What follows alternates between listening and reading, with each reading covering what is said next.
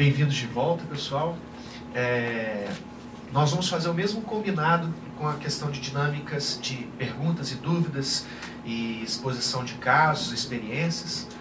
Daqui, primeiro, vamos fazer uma hora de exposição de ideias. Vou apresentar para vocês algumas questões, algumas ideias. Aí a Mariana me avisa para a gente fazer uma pausa quando tivermos em uma hora de curso, para que vocês possam apresentar todas as dúvidas, questões que queiram discutir, experiências, contar casos também. Vamos dividir experiências nesse período. E depois a gente continua até o intervalo. Vamos recapitular um pouco todas as ideias que a gente viu ontem. Nossas aulas estão divididas em módulos, né? Cada módulo um dia de curso. E eles foram organizados de forma que possam ser compreendidos de forma independente, né? Quem não pôde estar presente no nosso encontro de ontem não vai ter nenhum prejuízo, porque há uma boa divisão de módulos para que todos possam compreendê-los separadamente. Mas, de qualquer forma, é muito importante, mesmo para aqueles que estavam aqui, que a gente faça uma breve recapitulada, porque o código é um só, a lei é uma só, né?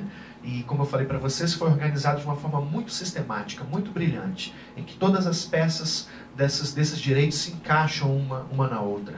Vamos fazer uma recapitulada, então. O nosso curso está dividido em 5 temas, né? 5 temas em 4 dias.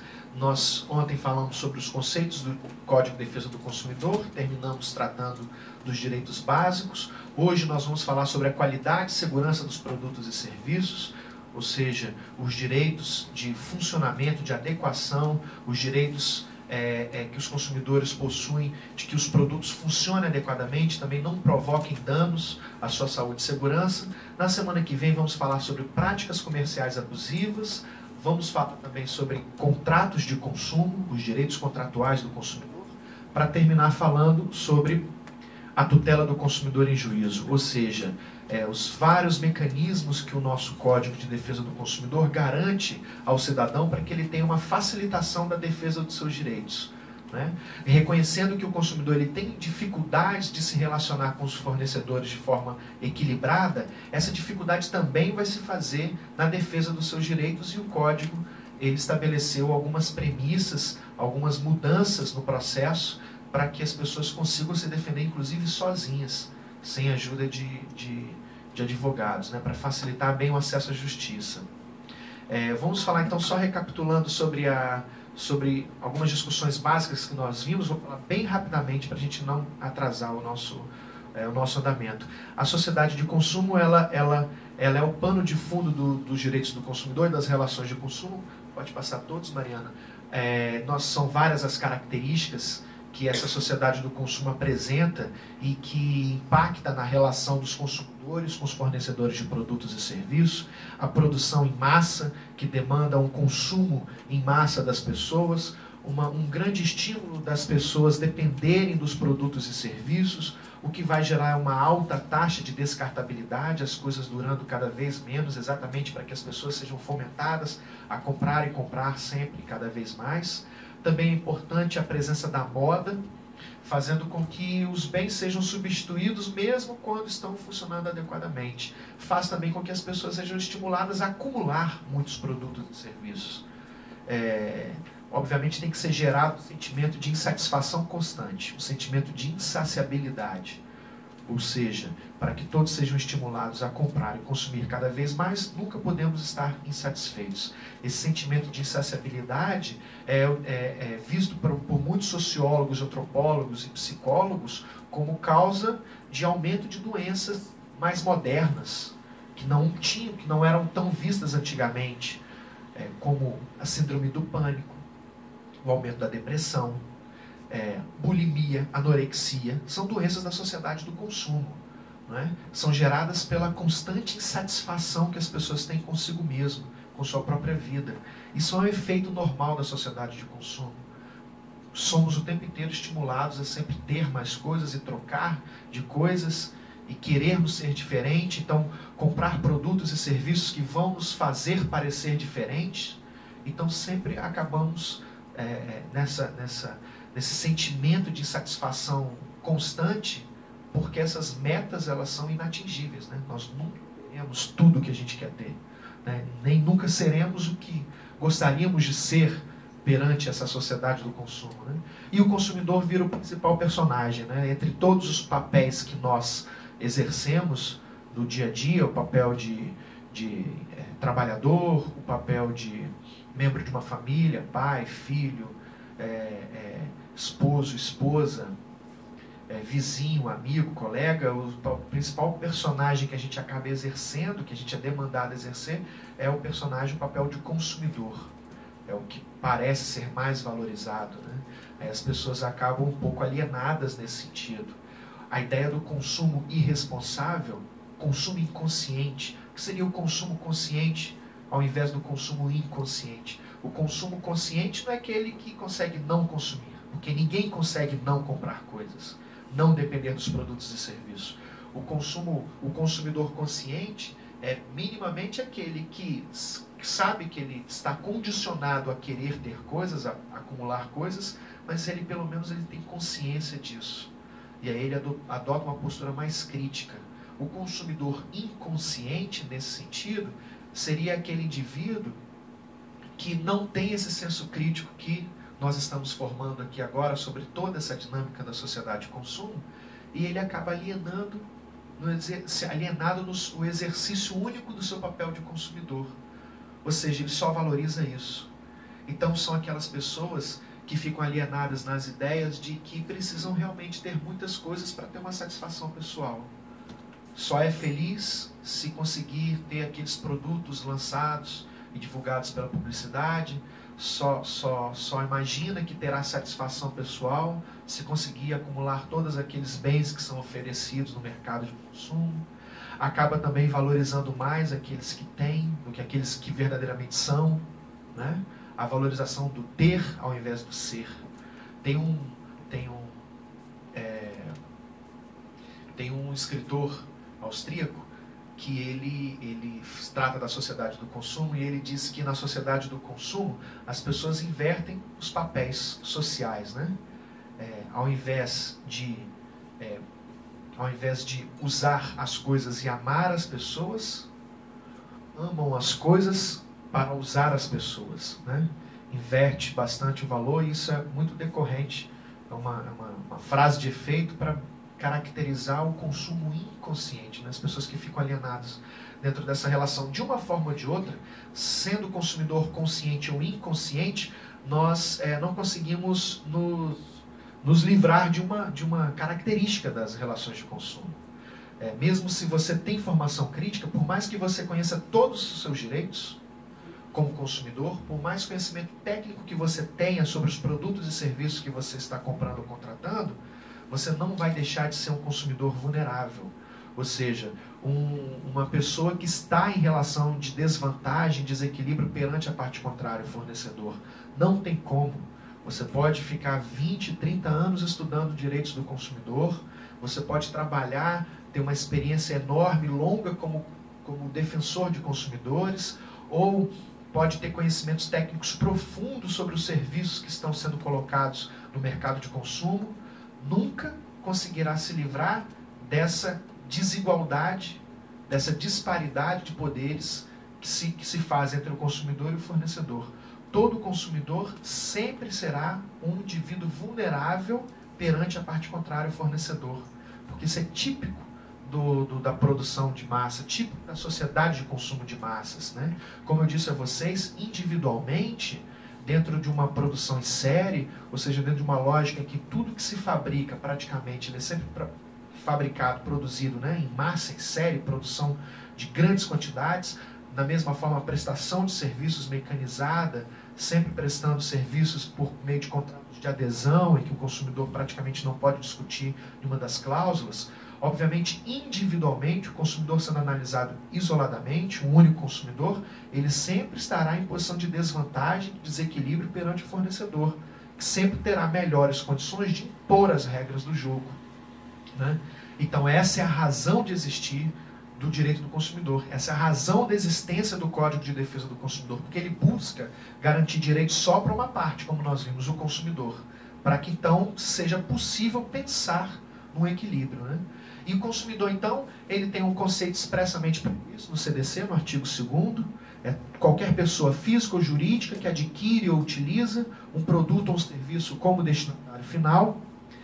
Mas aí nós temos que lembrar que destinatário final é algo que está também diretamente relacionado a essa ideia de vulnerabilidade. Quando falamos vulnerabilidade, falamos em vulnerabilidade técnica, vulnerabilidade econômica ou vulnerabilidade informacional. A diferença de poderes, a diferença de conhecimentos técnicos, né, sobre o produto e o serviço torna o consumidor vulnerável perante o fornecedor. A diferença de poderes econômicos torna o consumidor vulnerável perante o fornecedor. E o desconhecimento de toda essa lógica que nós estamos estudando, que é um padrão na nossa sociedade, faz com que também haja essa vulnerabilidade por ausência de informações. E todos, não só aqueles que adquirem os produtos e serviços como destinatários finais, não só esses estão numa situação de risco de vulnerabilidade. Toda a sociedade é o que nós chamamos de consumidores por equiparação. Uma pessoa que não compra o produto, não utiliza aquele produto, nem contratou aquele serviço, ela também pode ser vítima de um acidente de consumo. Não é? A vítima de um acidente de consumo é tratada como consumidor por equiparação, mesmo que ela não tenha comprado o produto ou serviço. Porque a produção em série, a produção em massa, ela representa riscos de falhas. Essas falhas podem causar danos graves à saúde e segurança, não só das pessoas que utilizam o produto, como também de todas as pessoas que estão ao entorno. Né? E também toda a coletividade de consumidores. Todos estão expostos aos riscos. Então, tanto a indivíduos que não utilizam o produto ou serviço, como toda a coletividade são equiparados a consumidores para que sejam protegidos pelos órgãos de defesa do consumidor, mesmo que nem saibam que são vítimas. Mesmo que nem saibam que são vítimas. Nós vamos falar de casos bem concretos sobre situações como essas. Tá? E aí eu dei exemplo para vocês de situações daqui do Rio de Janeiro. Já o fornecedor, que é o outro membro que participa da relação de consumo, pode ser tanto uma pessoa jurídica como uma pessoa física, desde que ela exerça atividades no mercado de consumo. As atividades no mercado de consumo estão relacionadas a duas situações: o fornecimento de produtos e o fornecimento de serviços. Né? Tanto no que diz respeito à fabricação, construção, montagem, comercialização de produtos e prestação de qualquer serviços destinados aos consumidores finais, né? Que são os conceitos que estão previstos no artigo 3º do Código de Defesa do Consumidor. Podemos avançar. Ontem, quando destaquei para vocês, e queria talvez aprofundar um pouco mais hoje, relembrar, serviço é qualquer atividade oferecida no mercado de consumo mediante remuneração. Ou seja, para um serviço ser considerado como um serviço típico de uma relação de consumo, no qual se aplica o Código de Defesa do Consumidor, a gente tem que visualizar uma remuneração.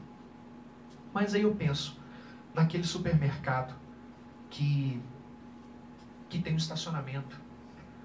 E eu não pago diretamente para estacionar lá o meu carro. Eu pago para comprar os produtos, mas eu não pago para estacionar o meu carro lá. Eu tenho relação de consumo, a princípio eu pensaria, na aquisição dos produtos alimentícios que eu comprei no supermercado. Mas aí quando eu chego para buscar meu carro, que eu deixei lá para minhas compras, o meu carro está arranhado, ou arrombado, ou nem está mais lá. E aí eu vou reclamar com o supermercado. E o supermercado, será que ele poderia falar o seguinte: olha, esse serviço de estacionamento é gratuito. Você não me pagou nada, por isso deixei você estar aqui de favor. Então não tem relação de consumo, então eu não tenho obrigação nenhuma de garantir a qualidade e a segurança do seu veículo aqui. Eu não tenho responsabilidade como fornecedor de serviço de estacionamento, porque eu sou fornecedor de produtos. Faz sentido? A remuneração, ela pode ser uma remuneração indireta. Todo mundo que adquire os produtos está indiretamente remunerando o supermercado pelo serviço de estacionamento. Mas e se você não comprou nada nesse dia?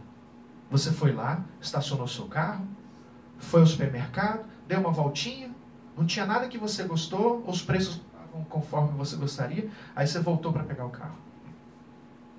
E aí o seu carro estava arrombado, amassado, ou nem estava mais lá.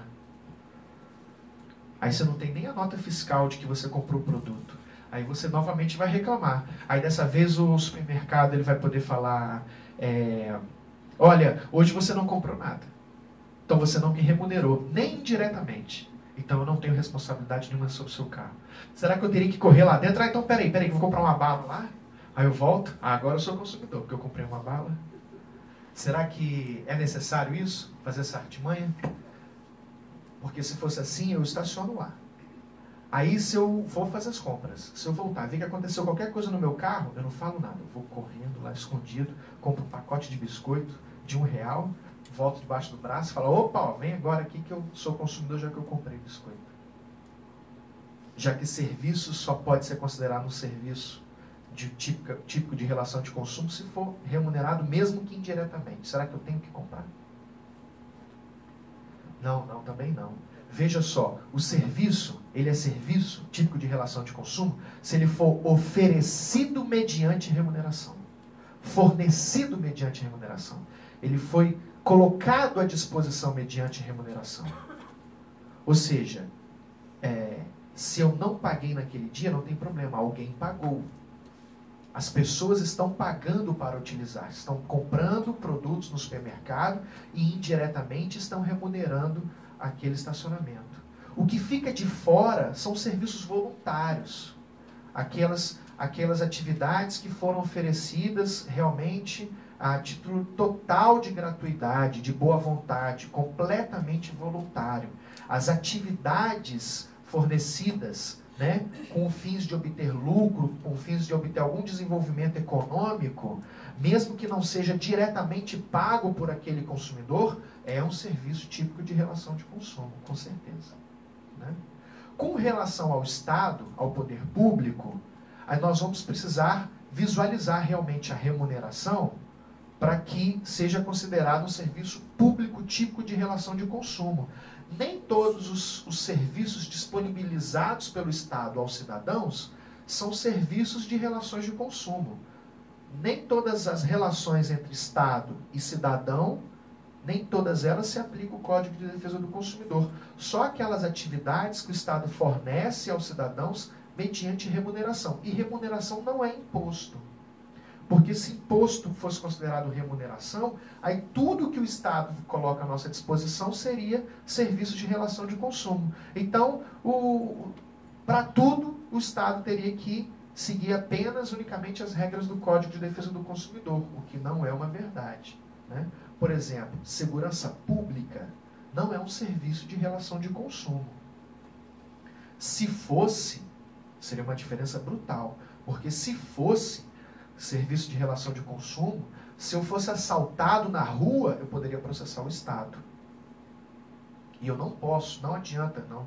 Eu posso até querer processar o Estado se eu fui assaltado na rua, mas não necessariamente eu vou ganhar essa causa. Porque o Estado tem que disponibilizar segurança, mas ele não tem que garantir a proteção individual de cada indivíduo a cada segundo da vida dos cidadãos.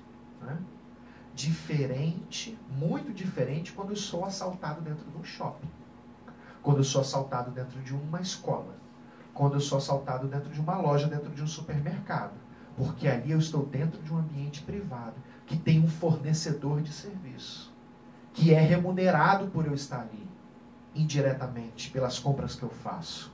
Então ali é uma relação de consumo. Se eu for assaltado dentro de um shopping, o shopping tem responsabilidade e vai me pagar uma indenização.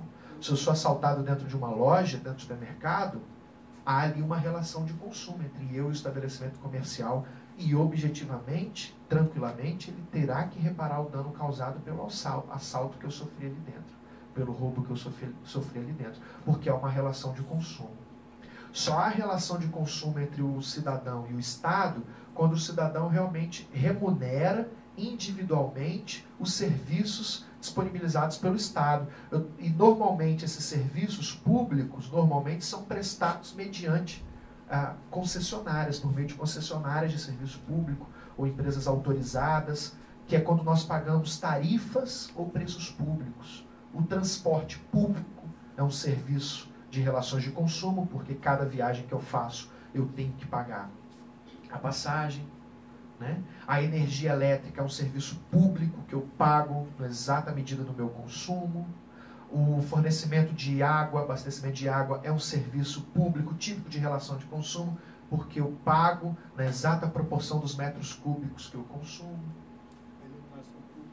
A iluminação pública não é um serviço típico de relação de consumo, porque nós, não, de relação de consumo não, porque nós pagamos independentemente de você, da luz estar ligada ou não estar ligada, né? Ela é uma taxa, mas ela não é um serviço típico de relação de consumo, como a taxa de limpeza urbana e a taxa de esgoto não são serviços de relação de consumo. São tributos de outras, são pagamentos de outra natureza, né?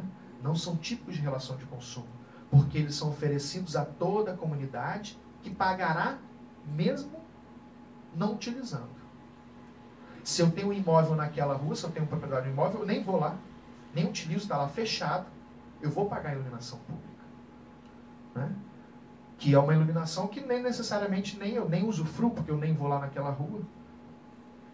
A mesma coisa, saúde pública, campanha de vacinação, combate à dengue, não são serviços de relação de consumo, porque eles são disponibilizados a todas as pessoas que pagam e que não pagam. A mesma coisa a iluminação pública, né? Ele é disponibilizado ao benefício de todas as pessoas que pagam e as que não pagam também usufruem daquele serviço. Então, os serviços públicos típicos de relação de consumo são só aqueles que você remunera pela utilização daquele serviço. Você diretamente remunera pela utilização daquele serviço. Hã? O pedágio é uma relação de consumo, com certeza. Porque eu só posso utilizar. O que eu estou recebendo do Estado por meio da concessionária? Estou recebendo uma segurança e uma qualidade, né, de uma utilização de uma via, e eu só posso utilizá-la se eu pagar. Tanto que há uma diferença brutal de você, se você atropela um animal numa rodovia pública, uma BR, né, pública, em que não há uma concessão, em que você não paga por estar ali, para você processar o Estado e receber uma indenização, não será o Estado processado com base no Código de Defesa do Consumidor. O cidadão, então, tem mais dificuldade de receber uma reparação dos danos, por ter atropelado um cavalo de alguém que atravessou uma rodovia pública. Ele tem que provar que o Estado agiu ou deixou de agir na provocação desse dano. Por exemplo, você tem que provar que naquela via ocorrem muitos acidentes e o órgão responsável pela manutenção da rodovia já tinha conhecimento de que há muita travessia de animais, não tomou qualquer medida, ou que a grama, a vegetação lateral estava muito alta, ou as placas estavam com visibilidade prejudicada.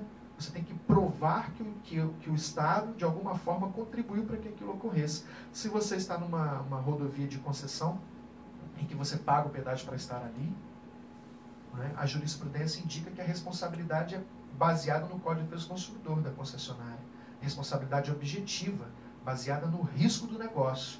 Ou seja, você atropelou um cavalo, esse cavalo não era para estar ali e você pagou para que aquilo fosse seguro.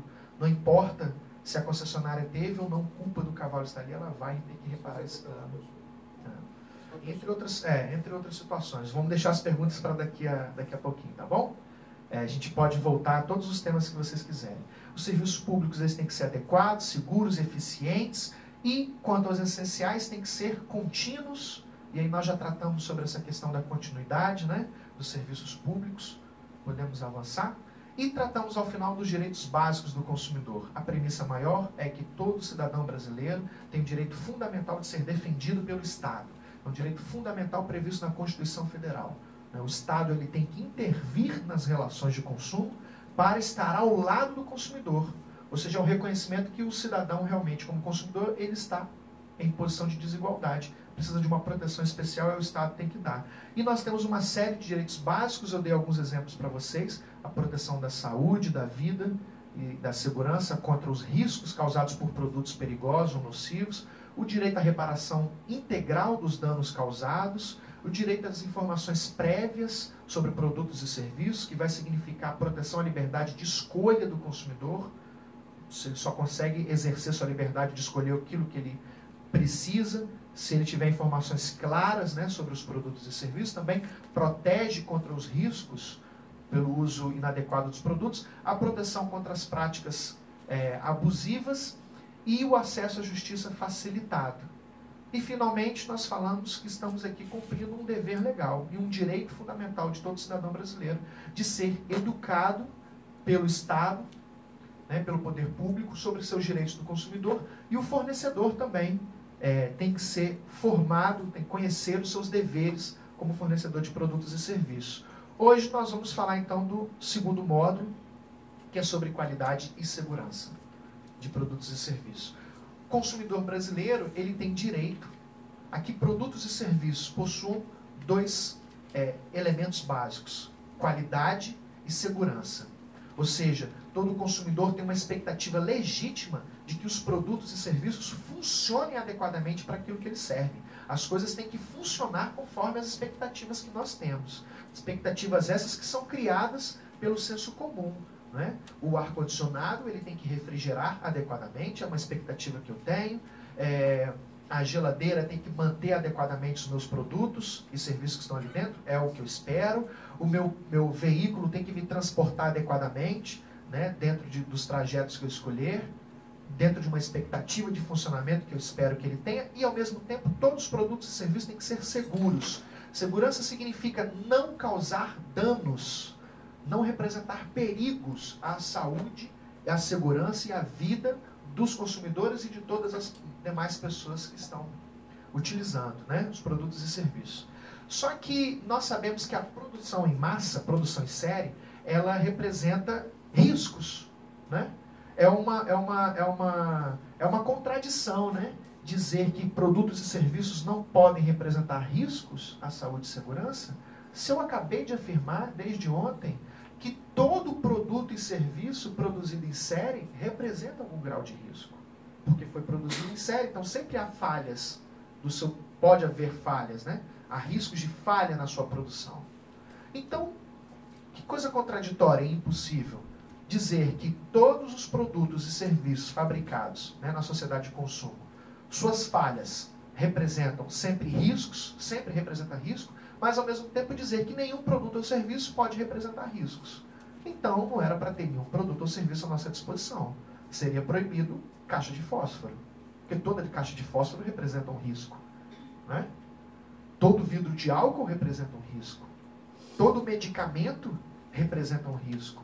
O inseticida representa um risco. A bebida alcoólica representa um risco. O cigarro, os veículos, todos os produtos representam algum grau de risco, né? Na verdade, vamos falar de uma coisa anterior. A sociedade do consumo também é conhecida como sociedade do risco. Porque, veja, a partir do momento em que a gente demanda todas essas coisas e deseja e precisa de todos esses produtos e serviços para ter uma qualidade de vida, nós estamos, em conjunto, assumindo esses riscos. Por exemplo, a gente sabe muito bem que esse ar-condicionado, ele contribui para uma diminuição da qualidade do meio ambiente, verdade? Porque ele gasta bastante energia, e nós sabemos também que ele não é tão saudável para a nossa saúde, para a nossa respiração. Não sabemos disso? Né? Todo o ar-condicionado, a gente sabe, né? Ele traz o conforto, traz benefícios, mas a gente sabe o tanto que a energia utilizada agride o meio ambiente e também quanto que a utilização constante deles agride a nossa saúde. Mas nós não deixamos de utilizar. Ninguém aqui vai levantar e vai desligar esse ar-condicionado, não é? Nós sabemos o tanto que os veículos automotores também contribuem para determinados riscos. Riscos no trânsito, riscos de acidente, riscos de atropelamento, e também o quanto que ele contribui para a poluição ambiental. Mas ninguém vai sair andando a pé, né? Até um grande estímulo para que todos, né, utilizem veículos limpos, caminhadas, bicicletas, mas os carros e os ônibus não vão deixar de existir, nós não vamos deixar de utilizá-los, não é verdade? Então a sociedade do consumo é a sociedade do risco. Muitos de vocês já devem ter ouvido falar que os aparelhos celulares, existe o risco deles estarem provocando doenças, né? Tumores, cânceres, decorrentes das suas ondas, né, que eles emitem. Aí digamos que eu esteja afirmando isso para vocês, existem essas suspeitas, né? E muitos cientistas alertando, olha, o uso excessivo de aparelhos celulares, ele com certeza prejudica a saúde das pessoas.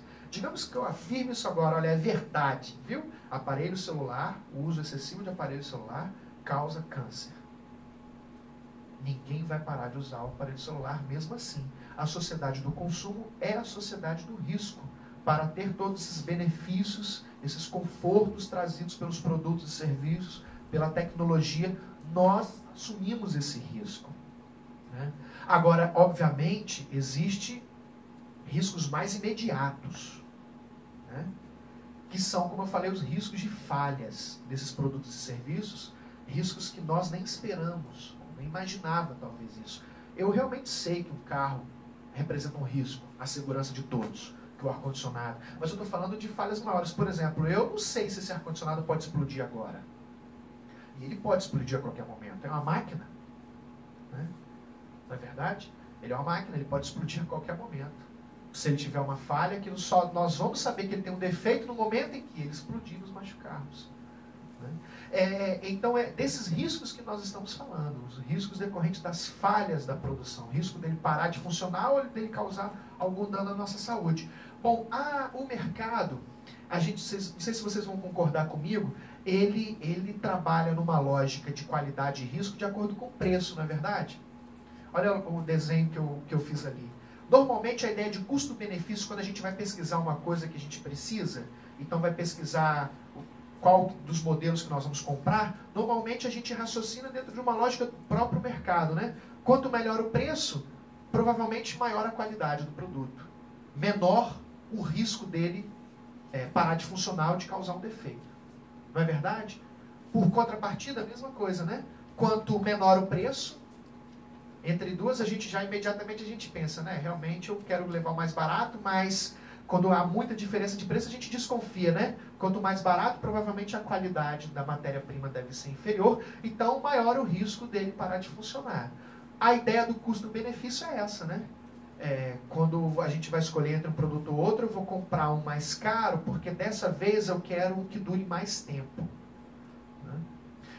A diferença dos produtos produzidos no Brasil e os produtos produzidos em outros países em que o controle de qualidade é quase que inexistente. E chegam por aqui por meio de contrabando, né, e de outras formas ilícitas, né? Quando a gente pensar esse produto vendido aqui no camelô e aquele ali vendido, fabricado no Brasil segundo os critérios, os padrões estabelecidos pelo Inmetro, pelo Cometro, um é mais caro que o outro, mas quando a gente pensa, eu vou comprar o mais barato, o contrabandeado do camelô, o mais simplesinho, sabendo que eu estou levando mais barato porque talvez ele vai parar de funcionar antes, mas tudo bem, né? Ou dessa vez não, dessa vez eu quero comprar um que dure bastante, eu quero uma coisa boa, então eu vou pagar um mais caro para ter essa durabilidade. Só que então nós estamos dizendo que o risco, a nossa segurança, o nosso direito de qualidade, ele é distribuído de acordo com a sua capacidade de pagar. Isso é meio estranho. Volto a dizer, isso não é nada democrático. Seria dizer que quanto mais dinheiro você tem, mais capacidade de pagar pelas coisas você tem, mais direitos você teria. Porque você, quando paga mais caro, você está ali tendo um direito a uma coisa mais segura e de melhor qualidade. Isso não é nada democrático. Jamais o Código de Defesa do Consumidor aceitaria essa realidade como uma realidade lícita, democrática, absorveria essa ideia de que as pessoas pagam o preço proporcional ao risco que a sua vida está correndo ou o seu direito de qualidade está sofrendo ali, de forma alguma. Todos os produtos distribuídos no mercado de consumo brasileiro, seja produzidos aqui ou sejam importados, têm que seguir os parâmetros mínimos de qualidade e segurança. Caro ou barato, todos têm que funcionar e todos têm que ser seguros. As pessoas que têm poder aquisitivo elevado ou poder aquisitivo limitado têm os mesmos direitos. Que os produtos e serviços disponíveis sejam bons, funcionem adequadamente, conforme as expectativas normais que as pessoas têm de funcionamento, e todos têm que ser seguros. A diferença do preço vai ser realmente a diferença daquele que dura mais, um pouco mais, ou aquele que tenha mais benefícios ou mais acessórios, mas todos têm que ter um mínimo de funcionamento adequado e seguro também. né? Sendo assim, o fornecedor não pode transferir para o consumidor os riscos da sua atividade. Nós estamos falando, então, de uma ideia que fundamenta a responsabilidade do fornecedor pelos vícios do produto, ou seja, pela falta de qualidade, ou pelos defeitos dos produtos que possam causar danos aos consumidores. Esses riscos não podem ser distribuídos para o consumidor. Então, o fornecedor jamais, quando ele for reclamado por um consumidor que comprou uma coisa que não está funcionando, jamais ele poderá dar a seguinte desculpa: ah, mas também você levou um mais baratinho, né? Então você já esperava que ele fosse parar de funcionar, porque se você quisesse uma coisa boa, você teria comprado aquele outro que eu te falei, que era um pouco mais caro. Aqui na minha loja você escolheu o mais barato, então você não pode reclamar, né? De forma alguma. O fornecedor não pode transferir o risco da falta de qualidade ou falta de segurança dos seus produtos e serviços para o consumidor. O risco do negócio é dele. Então ele absorve, ele concentra em si todos os riscos da atividade. Produtos que não funcionam ou produtos que causam danos aos consumidores devem ser, obviamente, reparados ou compensados pelo fornecedor.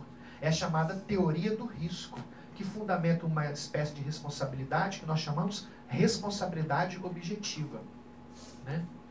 Que é a responsabilidade pelos danos causados. Mas, como eu vim dizendo, o fornecedor não pode transferir os riscos do negócio, né, os riscos dos defeitos e da falta de qualidade dos vistos produtos e serviços aos consumidores. Não pode. Ele tem que concentrar. Mas vejam só, se por um lado a gente diz que nenhum produto poderá causar riscos à saúde e segurança dos consumidores, como é possível a existência desses produtos no mercado? Como eu falei para vocês. O vidro de álcool, ele sempre representa um risco, ele é um produto inflamável. Não é? Uma caixa de fósforo pode causar um incêndio dentro de uma casa. Um inseticida é um produto químico venenoso, contato com a pele, com os olhos, com o aparelho respiratório da pessoa, provoca danos e até a morte. Uma simples lâmina de barbear pode ferir, né, o consumidor. Se nenhum produto pode representar riscos à saúde e segurança dos consumidores, por que esses produtos estão no mercado? Né? Bom, o Código de Defesa do Consumidor ele tem 3 artigos que falam sobre produtos e serviços que, por sua natureza, para que eles funcionem adequadamente, eles sempre terão riscos. Esses produtos eles até podem entrar no mercado, né? Por exemplo, o artigo 8º do Código de Defesa do Consumidor fala dos produtos ou serviços que têm riscos naturais e previsíveis. São aqueles produtos que todos nós sabemos, é de senso comum, que eles possuem algum risco quando utilizados inadequadamente, quando conservados inadequadamente. Né? 1 litro de álcool, uma faca, uma tesoura. Eu não poderia dizer que uma faca ela é defeituosa porque ela cortou meu dedo. A tesoura é defeituosa, eu vou reclamar contra o cara que fabricou a tesoura porque eu cortei minha mão utilizando ela. Porque a faca, a tesoura, os produtos foram feitos exatamente para ser bem afiados, né, e para cumprir sua função. Então nós estamos falando de produtos que nós, no senso comum, já sabemos. Né? São produtos que, para atingir os seus objetivos finais, eles sempre terão algum grau de riscos. Eles podem ser colocados no mercado de consumo, não tem problema nenhum, eles podem ser distribuídos. Mas desde que eles contem com informações adequadas. Né? Ou seja, o litro de álcool tem que vir com a informação, por mais banal que seja, ele tem que vir com a informação de que ele é um produto inflamável, tem que ser conservado no local adequado. A caixa de fósforo tem que ser lembrada também para ela ser guardada. No rótulo dela tem que vir informação de que ela deve estar conservada longe do alcance das crianças. Né? Alguns países eles levam muito a sério essa questão da informação, muito a sério. E entendem que se o fornecedor não dá essa informação, por mais básica, por mais simples e boba que ela seja, ele está colocando o consumidor em risco pelo uso inadequado e vai ter que reparar os danos causados. Então, existem algumas lendas que na verdade não são lendas, às vezes vocês já ouviram falar, são decisões da jurisprudência dos Estados Unidos. Vou falar 3 casos para vocês, são casos verdadeiros, são engraçadíssimos, mas são verdadeiros. Uma mulher, uma senhora, ela colocou o gato dela dentro do forno micro-ondas, depois do banho, para o gato secar. E o gato implodiu, né? Porque o micro-ondas cozinha de dentro para fora. Então o gato implodiu. E ela reclamou contra o fabricante do micro-ondas porque não avisou que o micro-ondas era perigoso à vida de seres vivos. Que eu não podia colocar. E ela ganhou muito dinheiro na justiça americana. Hoje em dia, os produtos fabricados nos Estados Unidos, fornos, micro-ondas, aquecedores elétricos, eles têm que vir com um selo chamado Pet Safe, né? Que é pet de animal de estimação. Eles têm que vir com aviso para proteger os animais de pessoas maluquinhas, né? Que acham que podem utilizar o produto conforme uma expectativa que ela criou. Eles levam muito a sério. Nós não somos tão rigorosos com isso.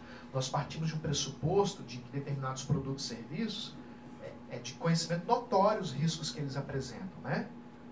Por exemplo, eu não preciso, como fabricante de uma faca, colocar na embalagem. Cuidado, a faca corta, né? Cuidado, né? A tesoura corta. Eu não preciso colocar no aviso de um envelope de uma faca, né? Cuidado, não fure uma pessoa com esse produto que poderá matá-la. Né? Nós não somos tão rigorosos, né? A nossa lei não é tão rigorosa nesse sentido, mas de outros países eles levam muitíssimo a sério. Outro exemplo, um senhor comprou aqueles trailers americanos, né? Aqueles carros, aqueles trailers americanos, né? Que a gente vê aqui, mas lá é muito comum. Tem a cabine para dirigir, atrás está todo o conforto, né? Para poder dormir. E ele comprou com um sistema de piloto automático. Aí vocês já imaginam o que ele fez, né? Ele ficou cansado, ele apertou o piloto automático e foi deitar, né? Ele reclamou contra o fabricante, processou o fabricante do produto, porque o fabricante não disse que o piloto automático não dirigia o carro sozinho conforme um avião, porque um avião dirige sozinho. Ele imaginou que ele tinha comprado um carro que era igual ao avião, bastava apertar o piloto automático, que ele freava, fazia curva, ultrapassava, parava no sinal vermelho, né? E o piloto automático de carro, a gente sabe, ele é só uma manutenção de aceleração. Só você aperta o botãozinho, aí você pisa naquela aceleração, você tira o pé que ele vai manter a aceleração. Mas se tiver um carro na frente, você vai ter que frear. Se tiver uma curva, você vai ter que desacelerar. E esse senhor, não é mentira, ele ganhou também uma boa indenização, né? Lanchonetes de fast food, grandes redes, tiveram que colocar, e aí elas acabaram fazendo isso no Brasil inteiro, as informações no café, né? Cuidado, conteúdo quente, líquido quente. A gente não precisaria, nós sabemos que o café, normalmente, ele sempre é um conteúdo quente, né? Cuidado, conteúdo quente, ou naquelas tortinhas, né? De banana, de maçã, cuidado, recheio quente, porque algumas pessoas compraram café, aí no drive-thru, né? Aí botaram no colo, no carro, o café derramou na perna, queimou a perna, processou, porque você não me avisou que o café era tão quente que queimava a minha perna, né? E esses avisos, então, foram colocados, passaram a ser utilizados por essas empresas para evitar esse tipo de ações. Aqui nós não somos tão rigorosos, né? Por fim, o último exemplo, esse é bem engraçado também, né? Não é piada. Juro para vocês, em Portugal, em Portugal, as etiquetas das roupas vêm com... Aqui a gente tem vários avisos, né? Como, por exemplo, como lavar, para não lavar na máquina, para não secar só na sombra, etc. Lá vem uns avisozinhos, é para você não passar a roupa com você dentro. E não é mentira não, tem esse aviso, mas não é só em Portugal não, na Espanha, na França também. É determinação da União Europeia que tem esse aviso. E aí, nós estamos falando de uma classe de produtos que aqui no Brasil a gente sabe que eles representam esse risco. Basta que o fornecedor avise, lembre sobre o risco e como utilizar de forma segura que esse produto pode ser colocado no mercado, né? Desde que exista uma forma segura de ser utilizado. Também existem, no artigo 9º, existe uma outra classe de produtos e serviços. São aqueles que já são um pouco mais, um risco um pouco maior. São potencialmente nocivos ou potencialmente perigosos. São aqueles produtos que, se você não souber utilizar corretamente, com certeza você sofrerá danos. Eles até podem ir para o mercado de consumo, desde que as informações sejam muito claras, muito ostensivas, bem legíveis sobre o risco que aquele produto representa e a forma segura de utilizá-lo. Se ele não vir com essas informações e o consumidor se machucar na sua utilização, o fornecedor terá que reparar os danos. Exemplo, fogo de artifício. Se eu não souber como utilizá-lo, eu seguramente, se eu, por exemplo, não souber qual que é o sentido, né, que eu tenho que utilizar ele, eu seguramente sofrerei um dano ou colocarei as pessoas ao meu redor em situação de perigo. Um agrotóxico, se eu não souber a forma correta de utilizar, de manuseá-lo, eu poderei sofrer contaminações sérias. Um inseticida, um veneno de rato, né, ou outro tipo de veneno para eliminar parasitas ou insetos, se eu não souber utilizá-lo da forma correta, como fazer para me salvar em risco de contaminação, se posso usar água, se posso passar sabão, se posso lavar a mão, se tem que correr para o hospital ou se não precisa, onde posso colocá-lo, a forma de utilizá-lo. Eu preciso saber se o inseticida eu posso jogar para cima, né, e posso ficar embaixo com tranquilidade, ou se eu só posso jogar em direções abaixo do meu rosto, para eu não sofrer risco de contaminação. Nós temos inseticidas que eles podem ser utilizados em plantas, dentro de casa, não é?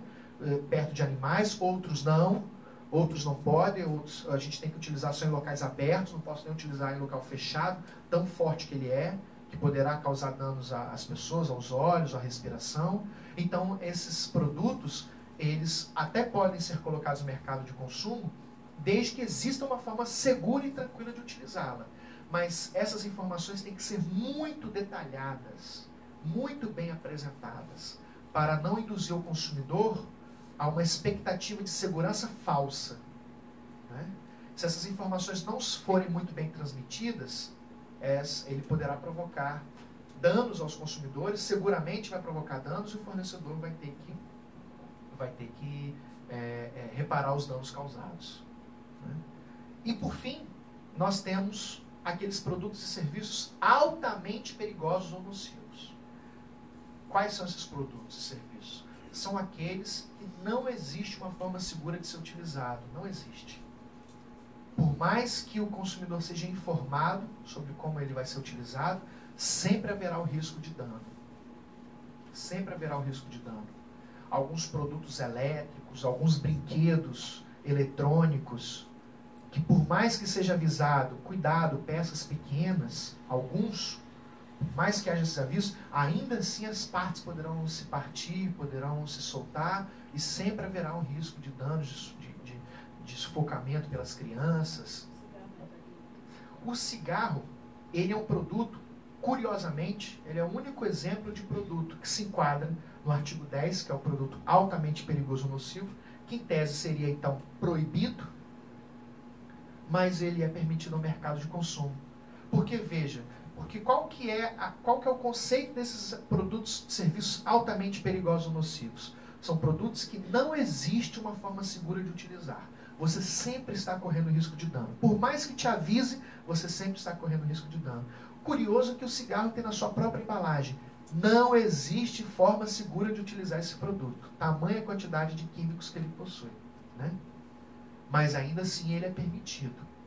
Bom, o cigarro ele é uma situação polêmica e ele anda à margem um pouco dessa discussão, porque é um produto que em tese era para ele ser proibido, se a gente fosse aplicar literalmente, radicalmente o Código de Defesa do Consumidor, mas ele não tem como ser um produto, se tornar um produto ilícito do dia para a noite, por toda a questão social, né, que seria causada por todos os males sociais que seriam causados, né? Você criaria uma nova droga ilícita e aí seria a mesma coisa da lei seca de bebidas alcoólicas lá dos Estados Unidos, quando foi proibida, né, na história dos Estados Unidos, e teve que voltar atrás porque socialmente é uma proibição quase que impraticável. Então, qual a solução foi dada para a ideia do cigarro? Sabendo que ele é um produto altamente perigoso ou nocivo, ou seja, não existe uma forma segura de você utilizar, o quer dizer, a pessoa que fuma pela primeira vez, ela já está correndo risco, né, de se tornar uma pessoa dependente química daquele produto. O produto, ele obrigatoriamente tem que vir com uma série de avisos muito fortes para desestimular a sua experimentação, desestimular o primeiro uso. E a publicidade dele é banida. Há pouco tempo atrás, algumas décadas atrás, as pessoas, os dependentes químicos de cigarro, pessoas e familiares também, né, de pessoas que faleceram em decorrência das doenças provocadas pelo cigarro, promoveu ações contra os fabricantes de cigarro no Brasil e no resto do mundo e ganhavam indenizações. Por quê? Porque eles conseguiam provar que se tornaram dependentes químicos numa época em que os fabricantes já sabiam de todos os malefícios, mas continuavam transmitindo muita publicidade e escondendo as informações sobre o nível de perigo que o cigarro representava. Então essas pessoas conseguiram provar que foram enganadas durante ali a década de 60, 70, 80. Né, quando a publicidade de cigarro era permitida e era muito corrente e era até enganosa, né, mostrava, teve uma época lá na década de 60 e 70 que as publicidades de cigarro transmitiam a imagem categórica de que ele era um produto saudável, que ele era bom. Não tem as publicidades que nós vemos hoje de pasta de dente, que tem um dentista falando, recomendo. Na década de 60 a gente tinha publicidade de médicos falando como o cigarro era bom para a respiração, para doenças respiratórias. Né? Era muito bom, porque relaxava o corpo, etc. E abria o pulmão também, porque fortalecia a respiração. Né? Então essas pessoas promoveram ações já na década de 80, 90, nos anos 2000, e provaram que eram pessoas que se tornaram dependentes químicos dentro desse contexto de engano e ganharam as indenizações. Hoje não. Hoje ninguém consegue. Porque a partir do momento que a publicidade de cigarro foi totalmente banida e as informações muito claras, ostensivas de como ele é extremamente prejudicial e nocivo à saúde, não dá para dizer que você está sendo enganado. Então o seu ato de fumar, por mais que seja de um dependente químico, né, do cigarro, já é um ato que se iniciou sem indução a erro por parte dos fabricantes. É polêmica ainda, a discussão é polêmica, mas a jurisprudência resolveu pacificar o entendimento nesse sentido. Né? Atualmente já fica mais difícil. Bom, os produtos que se enquadram nessa categoria, produtos e serviços altamente perigosos ou nocivos, eles têm que ser retirados do mercado. Normalmente ocorre o chamado recall. Né? Recall é uma expressão em inglês que não tem tradução literal para o português, mas aqui a gente poderia traduzir para chamar de volta, né? Reconvocação ou convocação, que é quando o fabricante ele toma conhecimento que o seu produto é altamente perigoso ou nocivo. Ele colocou o produto no mercado e por alguma razão ele sabe, ou ele deveria saber, se ele não sabia, ele deveria saber, que seu produto é altamente perigoso ou nocivo, e ele obrigatoriamente não faz isso de favor, não é estratégia de marketing, não é porque é bonzinho, porque o artigo 10º do Código de Defesa do Consumidor determina que ele divulgue a toda a sociedade de consumidores, a todos os seus clientes e potenciais clientes e as autoridades competentes que o produto que ele colocou no mercado apresenta algum problema de alto grau de periculosidade e nocividade. Né? E aí ele tem que recolher todos os produtos e reparar esse problema. A gente vê muito recall de brinquedos e de automóveis. E a grande incidência de recalls, ou seja, produtos que foram colocados no mercado e aí depois o fabricante sabia ou deveria saber, então ele divulga, depois que ele já vendeu, já distribuiu, que seu produto ele apresenta um alto grau de nocividade, e quando ele chama de volta, a grande incidência desses fatores demonstra como a produção em massa ela representa risco à saúde e segurança, porque sempre haverá falhas. Nós temos casos graves no Brasil de duas grandes marcas de veículos automotores que insistiram durante anos em não fazer o recall. Só fizeram por força de decisão judicial, ou quando fortemente ameaçados pelos órgãos de defesa do consumidor. Né? Passaram anos recusando, afirmando que seus carros não eram perigosos, não possuíam falhas graves e não precisavam fazer recall, e só fizeram depois de muita disputa judicial entre os órgãos de defesa do consumidor e ele, fabricante. Por exemplo, o caso do Fiat Stilo, que ele teve um problema na falha do seu desenho, do seu planejamento. Então, o próprio Inmetro e outros peritos judiciais, né, por ações promovidas pelo Ministério Público e pelo Ministério da Justiça, chegaram à conclusão que o bloco do eixo traseiro das rodas se desprendia em determinadas velocidades. Você nunca sabia quando que a roda do seu carro, do seu Fiat Stilo, ia soltar. Muitas pessoas, e obviamente, se a gente está falando isso acontecer quando você está na estrada, numa determinada curva, numa determinada velocidade, é óbvio que isso causou a morte de muita gente. Muitos acidentes graves, porque é claro que esses carros capotavam, né?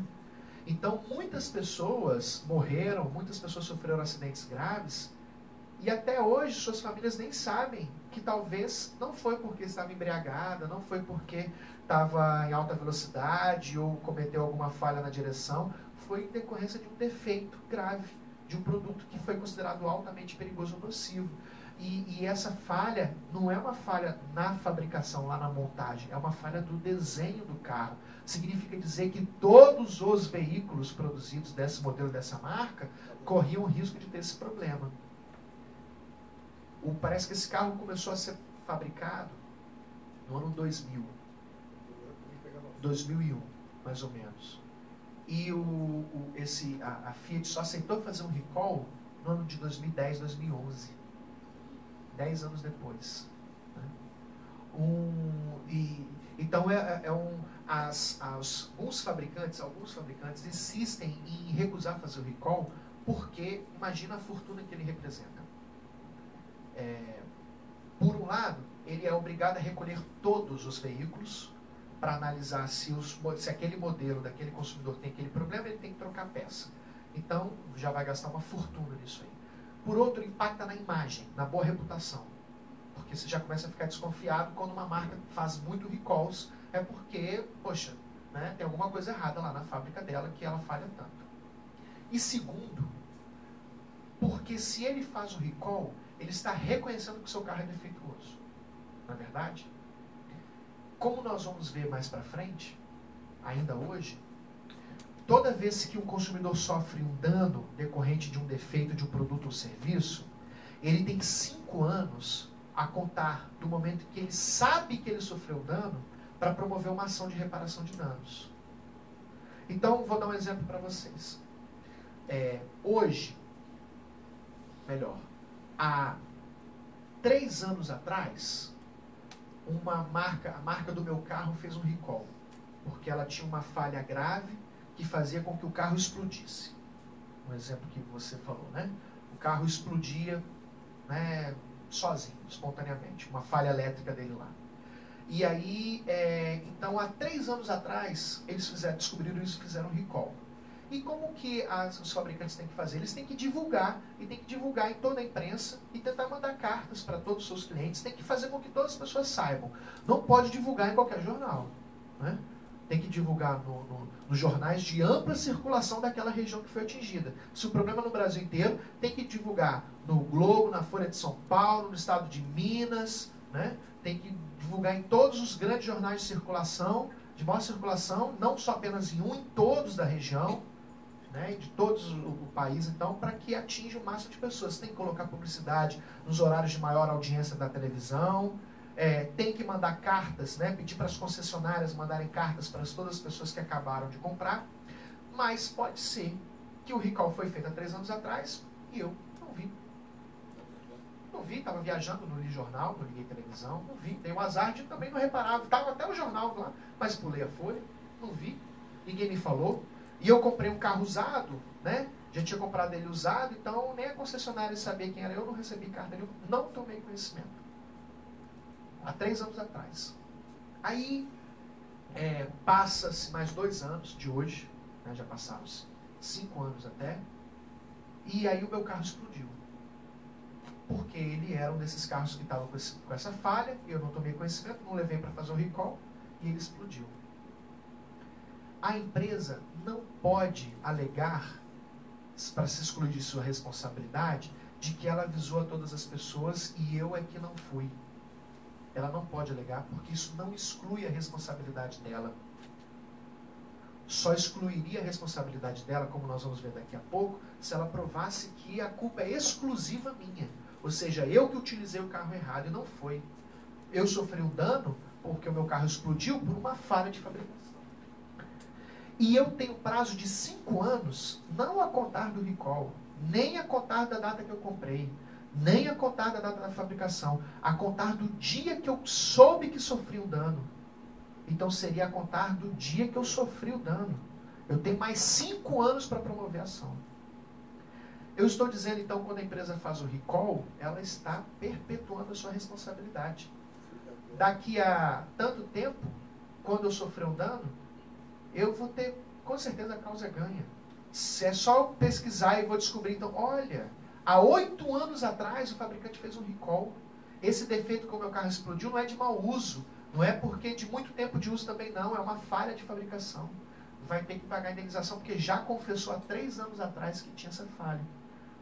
Um caso clássico disso que aconteceu foi o acidente do Herbert Viana, no ultraleve dele. Durante algum tempo, as pessoas acharam que o Herbert Viana sofreu um acidente no ultraleve porque ele que conduziu errado. Não. Há bastante anos atrás, o fabricante tinha feito um recall naquele produto, exatamente numa peça que provocou o acidente do Herbert Viana, que fazia o carro, a ultraleve aeronave despencar. Né? E aí o Herbert Viana promoveu, se eu não me engano, eu acho. Né? Eu vi essa notícia na imprensa, promoveu uma ação contra o fabricante do ultraleve. Ou seja, ficou mais fácil, porque ele conseguiu provar que a empresa, alguns anos atrás, alguns anos antes do acidente, já tinha reconhecido a falha e feito o recall. Né? Nós vamos dividir agora o resto da nossa tarde em 2 partes. Nós vamos falar sobre responsabilidade pelos danos causados pelos defeitos dos produtos e responsabilidade pelos vícios de qualidade. O primeiro é um problema mais grave. É quando as falhas da fabricação ou as falhas na prestação de serviço provocam defeitos que causam danos graves à saúde, à segurança, à vida das pessoas. Esse é um problema mais grave. O segundo, que vai estar na bolinha de lá, ele fala das falhas que não necessariamente provocam perigos tão graves, né? Não provocam danos aos consumidores. Não precisa pagar nenhuma indenização para o consumidor porque ele não sofreu nenhum dano. Mas são a responsabilidade pelo mau funcionamento das coisas. Eu quero dizer o seguinte, uma coisa é o meu carro ter uma falha, um vício, né, de fabricação, que faz com que ele pare de funcionar. O motor dele bateu e eu fiquei na rua. Né? Ou o carro está fazendo um barulho estranho e não está funcionando adequadamente. O meu direito é que o carro seja consertado, ele seja trocado. Não me causou nenhum dano isso.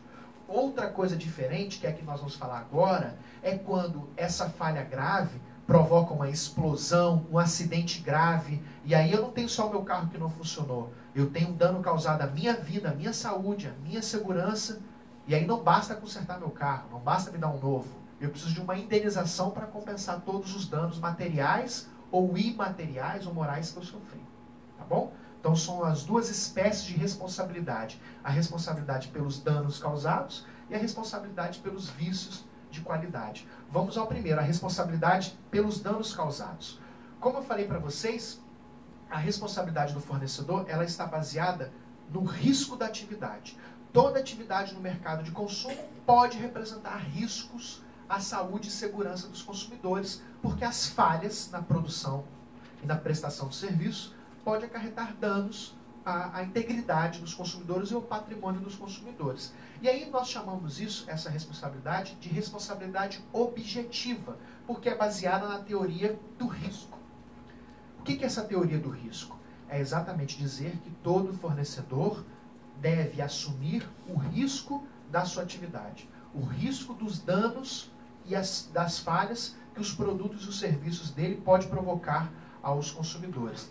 E a ideia, então, de responsabilidade objetiva quer dizer que o fornecedor responde pelos danos causados independentemente de ter culpa ou não. Ou seja, a responsabilidade do fornecedor é uma responsabilidade baseada no risco do produto dele.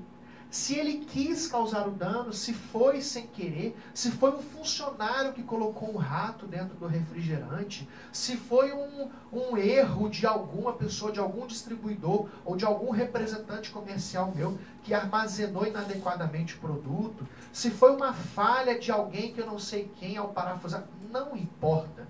O fornecedor responde objetivamente, ou seja, sem querer discutir qualquer tipo de negligência, imprudência ou imperícia, responde objetivamente pelos danos causados pelo produto ou serviço.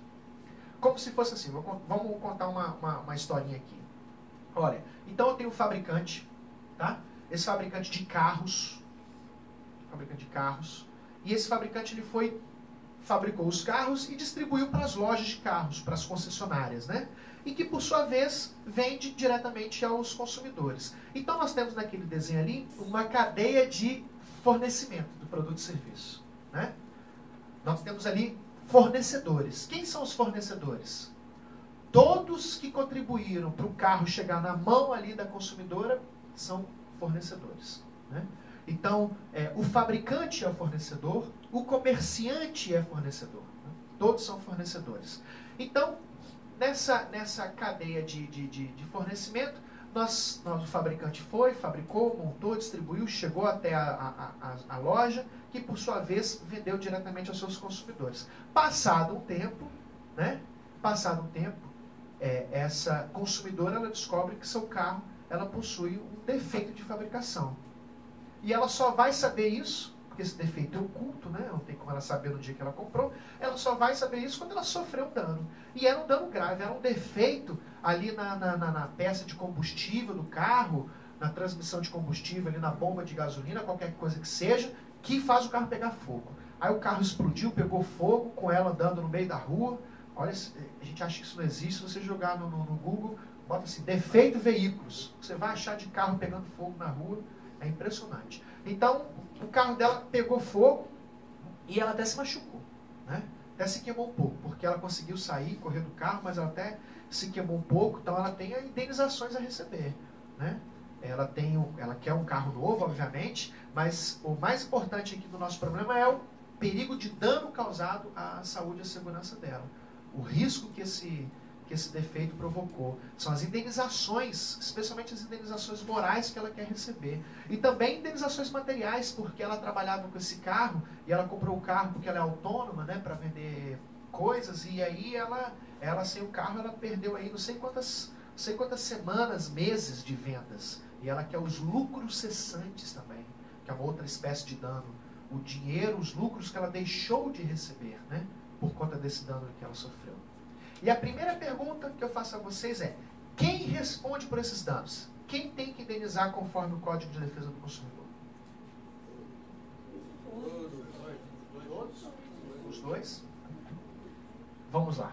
Qual que é a resposta? Quem responde conforme o Código de Defesa do Consumidor pelos danos causados é o fabricante. É o fabricante. De acordo com o artigo 12 do CDC, que está aí destacado no material de vocês, né? Na página 6. Olha o que diz o artigo 12. O fabricante, o construtor, o montador, né? O importador respondem objetivamente pelos danos causados por defeitos de produtos, né? Que foram capazes de causar danos aos consumidores. Ele não colocou o legislador os fornecedores. Se ele tivesse colocado os fornecedores, aí ele estava dizendo todo mundo que estava ali, né? Mas na verdade ele colocou o fabricante, o construtor. No nosso caso é o fabricante. Então é o fabricante que responde pelas indenizações pelos danos causados aos consumidores. Nós vamos ver que no caso de responsabilidade pelo vício de qualidade é diferente. É outro dispositivo legal. Aqui, quanto o dever de indenizar o consumidor pelos danos morais que ela sofreu, pelos danos materiais, quem tem que pagar essa indenização é o fabricante. Agora, volta. Isso, joia. Obrigado. É muito fácil para um consumidor conseguir promover essa ação judicial e conseguir provar que ele tem direito a receber essa indenização, diferente se ele não fosse consumidor. Né? Porque pelo Código de Defesa do Consumidor, o nexo de causa e efeito, né, o nexo de causalidade, que é um elemento importantíssimo para uma pessoa poder exigir uma indenização de uma outra, não se forma entre a conduta lá do fabricante, o que ele fez para o carro ficar com defeito e o dano que você sofreu. O consumidor precisa apenas provar que, utilizando o produto, ele sofreu um dano. Basta provar que, olha, comprei meu carro, utilizando ele, pegou fogo, me machuquei, estou cheio de hematomas, cheio de machucados, cheio de queimaduras, eu quero uma indenização moral e material pelo que eu sofri. Ele não precisa provar a culpa do fabricante pelo defeito. Basta provar que sofreu um dano utilizando o veículo. Ele nem sequer precisa, como eu destaquei ali, ao consumidor, provar que o carro possui um defeito. Nem precisa. Eu não preciso provar o seguinte, me coloco no lugar daquela consumidora ali. Eu nem sequer preciso provar que, olha, o meu carro que eu comprei tem um defeito nessa peça aqui, na bomba de distribuição de gasolina, conforme esse laudo que eu consegui aqui de um mecânico, de um perito, por isso que nessa condição ele pegou fogo e aí por isso que eu sofri esses danos. E aí eu quero uma indenização. Não, não precisa. Basta provar que utilizando o produto ou o serviço sofreu um dano, está formado o nexo de causalidade. Nem sequer precisa provar um defeito. Porque nesse caso, olha que interessante, o Código de Defesa do Consumidor inverteu automaticamente o ônus da prova. No direito nós chamamos isso em latim, inversão do ônus da prova ope legis, pela lei. A lei já determinou que o consumidor não precisa provar que o produto ou serviço é defeituoso. É o fornecedor que tem que produzir a prova em contrário. Eu nem preciso pedir para o juiz para ele inverter o ônus da prova. Não preciso. O juiz já tem que saber que é o fabricante que tem que fazer prova em contrário. Então, ele tem que saber. Não, eu falei que ele sabe não, tá? Eu falei que ele tem que saber. Aí manda para perícia, eu vou fazer perícia. Então, se for um caso de uma prova pericial, para saber se o carro é defeituoso ou não, porque o fabricante ele tem que se defender. Ele tem o direito de se defender, com certeza. Então, ele quer se defender dizendo que o carro não tem defeito. Explodiu por outra coisa qualquer, sei lá. Ela que botou gasolina adulterada, ela que botou combustível adulterado, ou ela que utilizou equivocadamente, trocou as peças do carro. O meu carro original não tem defeito. É ele que tem que provar. Inclusive, se precisar de uma prova pericial, então, é ele, fabricante, que tem que pagar a prova pericial, porque o legislador já determinou que o consumidor não precisa provar que o carro, ou o produto, ou o serviço é defeituoso. Isso é argumento de defesa do fornecedor. Né? Como nós vamos ver agora, quer ver? Quais são os argumentos de defesa do fabricante? Né? Quais são os argumentos? A primeira, ele pode se defender dizendo que não colocou o produto no mercado.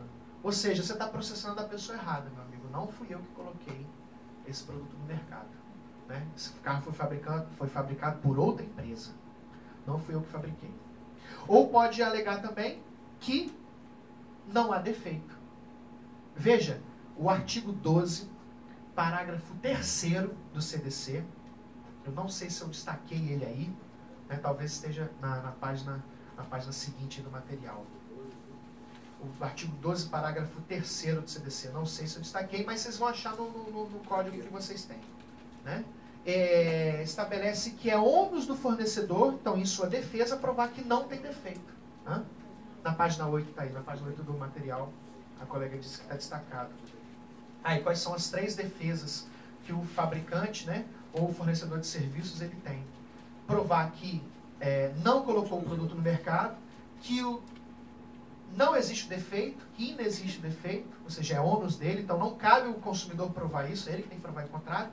Ou, terceira hipótese, que a culpa é exclusiva do consumidor ou de terceiro. Exclusiva, ele tem que provar que foi o consumidor que utilizou o produto completamente equivocadamente, né, completamente equivocado no uso do produto, utilizou contrariando todas as informações mais claras que eu transmiti no rótulo no manual, e por isso que ele sofreu esse dano. Um outro caso de discussão judicial muito grande que teve de marca de veículo com defeito foi o caso do Volkswagen Fox, né? O sistema de rebaixamento do banco traseiro. Os carros de hoje em dia eles têm aquele sistema de abaixar o banco traseiro para o lado do sentido contrário, né? Baixar em direção, o encosto voltar para frente para estender o porta-mala do carro. E o Volkswagen Fox ele tem um sistema muito eficiente para abaixar. Ele abaixa bem muito, né? Só que na hora de voltar, para você voltar, normalmente todos os carros você abaixa, depois você empurra ele volta. Ou aperta um botãozinho e ele volta. O do Fox você tem que ir atrás pelo porta-mala, ele tem uma fitazinha, você puxa e aí ele vem em duas fases, né? E aí ele volta de forma mecânica, ele vem de uma vez. Entretanto, essa fitazinha ela está agarrada numa argola, lá debaixo da cadeira. Se, por exemplo, o consumidor inadvertidamente ele puxa essa fita, aí não está funcionando, a fita arrebentou, ou está escuro, ou ele está com pressa, se ele vai lá no próprio banco, ele puxa, o banco volta tão rápido que pode cortar a mão dele. E 8 pessoas perderam as mãos. 8 consumidores do Volkswagen Fox perderam as mãos. Aí tem vários vídeos na internet nesse sentido. Saiu na época, na televisão, teve ampla cobertura da televisão nesse caso. E a Volkswagen não quis fazer recall. Não quis. Dizia o quê? Meu carro não tem defeito. Eu fabriquei ele para funcionar dessa forma. Eu coloquei no manual do usuário e atrás do banco traseiro tem escrito que não vem aqui pegar diretamente no banco, não puxa na fitinha, não pega aqui. Eu avisei que tinha esse risco. Então eu avisei do risco, conforme o artigo 8º a 10º diz, eu tenho que avisar dos riscos e a forma de utilizar. Eu avisei, eu não fabriquei ele para funcionar diferente, fabriquei para ele funcionar dessa forma, então ele não tem defeito. Portanto, essas pessoas que se machucaram provocaram o seu próprio dano. Culpa exclusiva da vítima. Não vou indenizar ninguém, não vou consertar nada. O carro vai ficar assim. Aí a briga judicial foi muito longa, a Fox insistindo nisso, ela colocou muitos vídeos de como que deveria ser utilizado. No final das contas, como que aconteceu? A Volkswagen fez um acordo com o Ministério Público, que promoveu uma ação judicial, e ela acabou não fazendo o recall para consertar o carro, apenas aumentou, se eu não me engano, tá? Não sei se estou muito certo, aumentou o aviso e aumentou as informações sobre como utilizar. Os novos modelos, eles vêm até fabricados de uma forma um pouco mais segura, se eu não me engano, né? Mas essa argumentação de defesa da Volkswagen não colou, porque ela não pode simplesmente dizer que, olha, não tem defeito, porque eu fabriquei para ele funcionar dessa forma. Porque o conceito de defeito, e eu destaco bem isso no material de vocês, o conceito de defeito não é, e o conceito de segurança não é algo que o fabricante impõe. Não, de forma alguma. O conceito de defeito, previsto no artigo 12, parágrafo 1º, para casos de produtos defeituosos, e 14, parágrafo 1º, para o caso de serviços defeituosos, é um conceito que está diretamente relacionado à expectativa de segurança dos consumidores. O produto é defeituoso, conforme a lei, quando não oferece a segurança que o consumidor legitimamente espera. O serviço é defeituoso quando ele não oferece a segurança que os consumidores podem esperar. Então, a ideia de um produto ser seguro ou ser defeituoso não pode estar na cabeça do fabricante. Tem que estar na percepção das pessoas, dos seus consumidores. Então, por que a Volkswagen não poderia dizer que seu carro não era defeituoso? Pela própria ideia de conceito de produto defeituoso. Ou seja, nenhuma pessoa, ao comprar um carro e utilizar um banco traseiro, um sistema de banco, espera que vai correr o risco de cortar as mãos. Ninguém imagina essa hipótese. Então não é um risco que eu espero. É diferente de quando eu compro 1 litro de álcool, é diferente quando eu compro uma faca, é diferente quando eu compro um inseticida, que eu, obviamente, sei dos riscos e pode me avisar para eu poder, por favor, utilizar adequadamente. Eu jamais esperaria, ao comprar um carro e utilizar um banco traseiro, que estou correndo o risco de perder minha mão. Então, esse produto é defeituoso e ele tem que ser corrigido, né? Ou com avisos melhores, mais adequados, ou mudando as peças, né?